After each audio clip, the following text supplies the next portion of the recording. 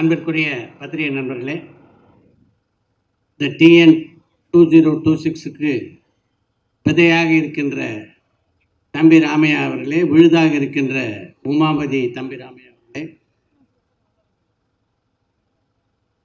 இந்த TN 2026ன்னு இந்த teaser அவங்க வெளியிட்ட மறு கணத்துலேருந்து பார்த்தீங்கன்னா, சாதாரணமாக நான் என்னுடைய டூரிங் டாக்கிஸில் லென்ஸ் அப்படின்ற ஒரு நிகழ்ச்சி நடத்துகிறேன். அதில் கேள்விகளுக்கெல்லாம் பதில் சொல்கிற வழக்கம். அந்தந்த வாரம் ரிலீஸ் ஆகிற படங்களை பற்றி ஒரு கேள்வி 2 கேள்வி வரும். ஆனால் இந்த படத்தை பற்றி தொடர் கேள்விகள். அதுக்கு காரணம் இந்த டீசர் தான். இந்த படத்தில் நானும் நடிச்சிருக்கேன். அப்படின்னாலும் இந்த படத்தை பொறுத்த வரைக்கும் பார்த்தீங்கன்னா, இந்த சிவகாசியில் இந்த பட்டாசெல்லாம் பேக்கேஜாக கொடுப்பாங்க. உள்ளே எல்லா வெடியும் இருக்கும்.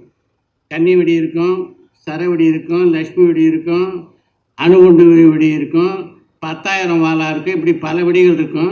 அது மாதிரி படம் பூரா பல வெடிகளை சொருகி வச்சுருக்காங்க. எங்கெங்கே எது வெடிக்க போகுது அப்படின்னு நமக்கு தெரியல. அந்தளவுக்கு இது வெடிக்கிற ஏரியாவில் நான் இல்லை. இந்த படத்தில் நான் நடிச்சிருக்க ஏரியா கொஞ்சம் சாஃப்டான ஏரியா. அதனால் அதை முழுமையாக தெரிந்து கொள்ளக்கூடிய வாய்ப்பு எனக்கு கிடைக்கல. இந்த இடத்துல கண்ணன் ரவி அவர்களை பற்றி சொல்லி ஆகணும். ஒரு காலகட்டத்தில் தமிழில் பார்த்தீங்கன்னா பீம்சிங் இந்த வரிசை படங்களில் வெற்றி படங்களாக கொடுத்துட்டு இருந்தார். இவர் டி வரிசை படங்களில் வெற்றி படங்களாக கொடுப்பார் அப்படின்னு நினைக்கிறேன். இந்த ஆண்டினுடைய துவக்கத்திலேயே டிடிடி எந்த அளவு வெற்றி பெற்றது அப்படின்னு உங்களுக்கு தெரியும். அடுத்து TN 2026 வருது.